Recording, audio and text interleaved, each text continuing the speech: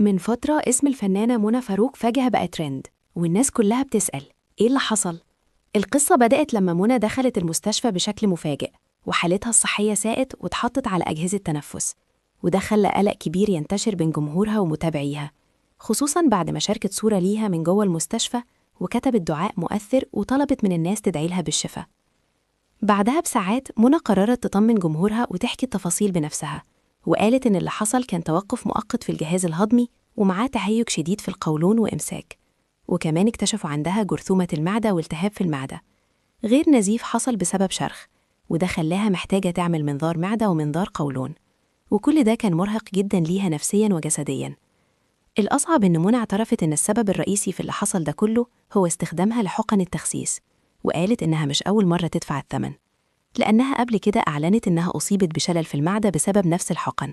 وطلعت وقتها تحذر الناس وتقول بلاش حقن التخسيس عشان مخاطرها كبيرة ومش بسيطة زي ما ناس كتير فاكرة. منى ختمت كلامها برسالة واضحة إن الصحة أهم من أي حاجة، وإن السكة السريعة للتخسيس ممكن تكون نهايتها مؤلمة، وطلبت من جمهورها يفضل فاكر دايماً إن أي علاج أو حقنة لازم تكون تحت إشراف طبي. ويا رب تقوم بالسلامة وتعدي الأزمة دي على خير.